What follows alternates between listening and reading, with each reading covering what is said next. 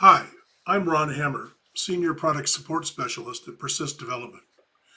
In this instructional video, I will demonstrate how to create a custom EEG montage in Persyst. Specifically, we will create a double distance montage using P14D. The process is generally the same in earlier versions of Persyst 14.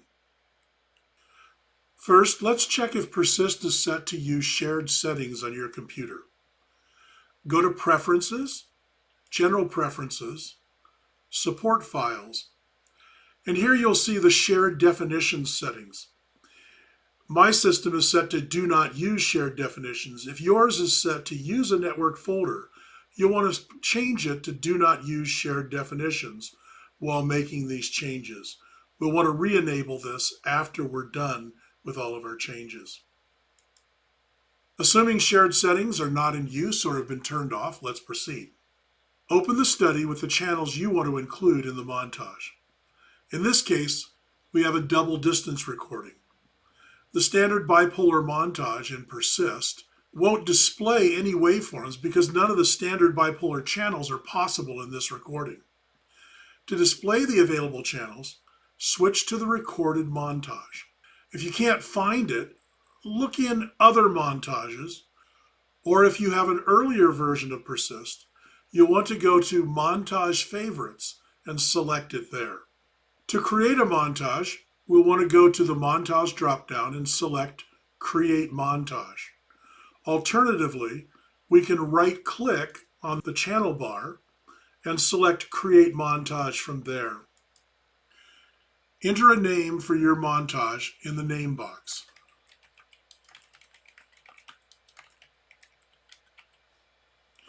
If you're creating a referential montage, you can set the reference using the reference dropdown. As recorded, we'll use the system reference.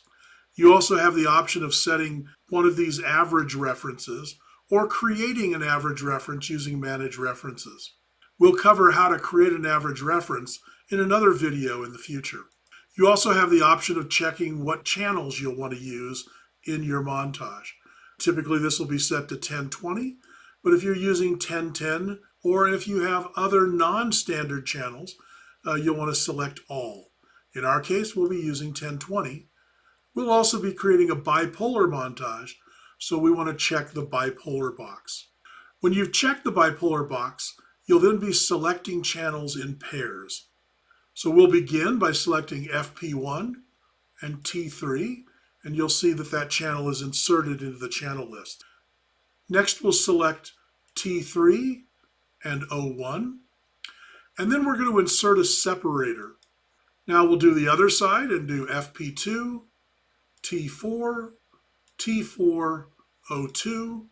We'll insert another separator, FP1, C3, C3, O1, separator, FP2, C4, C4, O2. Once we've concluded selecting all of the channels for our montage, we'll want to double check the channel list and see if everything is the way that we want it. If not, we have the option of moving channels up and down, deleting channels and reinserting those, or making any other changes that we need there. Once we're done, we're going to click OK, and that will save that montage with the name that we've selected. In P14C, you'll see that now this new montage has been selected, and you can find it in the Other Montages list. If you'd like this displayed with your favorites, which are these montages that are listed here above Other Montages, you can go to the Montage Groups menu, select the Double Distance Bipolar Montage, select Set Group, and in this case we want to add it to Favorites. We'll click OK, and now we can find that right here in our list of favorites at the top of the menu. You can also edit this or other montages by dragging channels into new locations, or you can right-click and make any number of changes. You can delete channels, you can insert channels, you can select subsets and edit those channels by changing colors, and any number of things that can be done from the right-click menu here. Once you've concluded making your changes, you can then save that montage, either to the same name, or by editing the name, you can save it to a new montage, just like we did in Create Montage. All of your montages are saved in psmontagetemplates.xml. This file is saved in the C:program data Persyst folder. This folder may be hidden on your system, and this is the file that you need to copy to other systems or to the network share folder if you want to make this new montage available on other systems. If shared settings were enabled on your computer, you will want to re-enable that setting after moving the montage file, psmontagetemplates.xml, to the network share folder. If you have any questions about this video or other Persyst features, please email us at support@persyst.com or call us at the appropriate support number for your location.